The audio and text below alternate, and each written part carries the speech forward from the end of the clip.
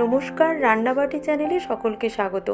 আজকে তোমাদের সাথে পুর ভরা ফুলকপির পরোটার রেসিপি শেয়ার করব, যেটা খেতে খুবই সুস্বাদু আর খুবই নরম তুলতুলে হয়। এই পরোটার জন্য প্রথমে নরম করে একদম আটাটা আমরা মেখে নেব। আটাতে মাখার সময় স্বাদ মতো নুন, চিনি আর ময়ামের জন্য ওই 1 থেকে 2 টেবিল চামচ মতো সাদা তেল দিয়ে দেবো।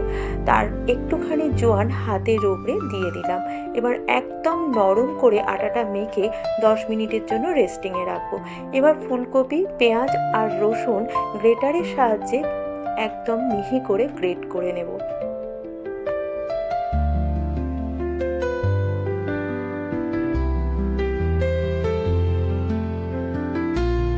এবার কড়াতে 2 টেবিল চামচ মতো সর্ষের তেল গরম করে কালো জিরে ফোড়ন দিয়ে দেব। দিয়ে গ্রেট করে রাখা কপি, পেঁয়াজ আর রসুন, আদা একসাথে আমরা ভালো করে কম আঁচে ঢাকনা দিয়ে কষিয়ে নেব। অবশ্যই এটা যখন ভাজবো এর মধ্যে আমরা কিছু মশলাও অ্যাড করব।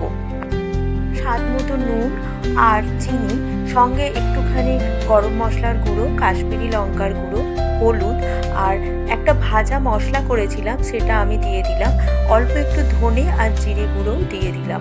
দিয়ে বেশ ভালো করে মশলাটা দিয়ে ফুলকপির সাথে মিশিয়ে নেব।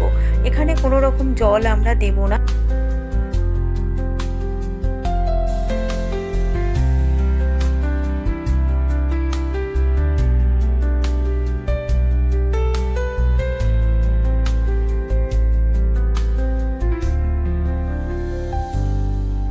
কম আঁচে মিনিট 5-7 রান্না করলেই ফুলকপিটা সুন্দরভাবে নরম হয়ে যাবে। আর শেষে একটুখানি ছাতু আর ভাজা মশলা দিয়ে নাড়াচাড়া করে নেব। ছাতুটা দিলে ফুলকপির মধ্যে যে জল জল ভাবটা থাকবে সেটা আর থাকে না, তার জন্যই ছাতুটা দেওয়া। ব্যাস, আমাদের পুর রেডি। এবার পুরটা ঠান্ডা করতে দেব। পরোটার জন্য ছোট ছোট করে নেচি করে হাতের সাহায্যে বাটির মতো করে নেব। তারপর তার মধ্যে ঠান্ডা করা পুরটা ভরে নেব। পুরটা বেশ বেশি পরিমাণে দেব, তবেই খেতে কিন্তু পরোটাগুলো ভালো লাগবে। এইভাবে প্রত্যেকটা পরোটার মধ্যেই আমরা পুর ভরে আগে তৈরি করে নেব। তারপর পরোটাটা আমরা বেলে নেব। প্রথমে হাতের সাহায্যে একটুখানি আগে ফ্ল্যাট করে নেব, তারপর খুব হালকা হাতে বেলবো যাতে পরোটার পুরটা কোনোভাবেই ফেটে বেরিয়ে না যায়। ভিডিওতে যেভাবে আমি দেখাচ্ছি এইভাবে যদি তোমরা করো তাহলে কোনোদিনই পরোটা থেকে পুর বেরোবে না। প্রত্যেকটা পরোটা সুন্দরভাবে বেলা হয়ে যাবে। এইরকম সহজ চটজলদি রেসিপি দেখতে হলে রান্নাবাটি চ্যানেলটা অবশ্যই সাবস্ক্রাইব করে পাশে থেকো। এবার তাওয়া গরম করে পরোটাগুলো প্রথমে শুকনো তাওয়াতে এপিট ওপিট করে সেঁকে নেব।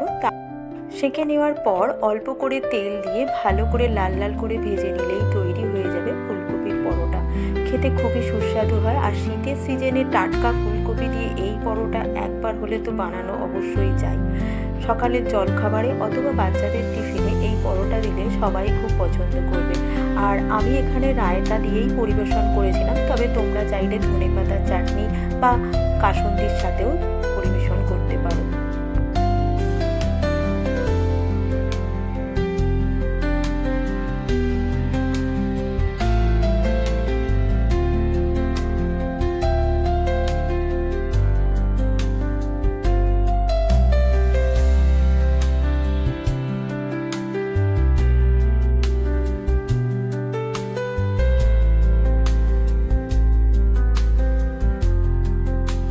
পরোটাগুলো ভাজার সময় গ্যাসের আঁচটা আমরা মিডিয়াম টু হাই রাখবো। খুব জোরে দিলে কিন্তু ওপর থেকে লাল হয়ে যাবে, কিন্তু ভেতর থেকে ভালো করে ভাজা হবে না।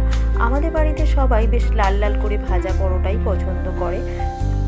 তৈরি হয়ে গেল ফুলকপির পরোটা। ভালো লাগলে লাইক, কমেন্ট, শেয়ার করো।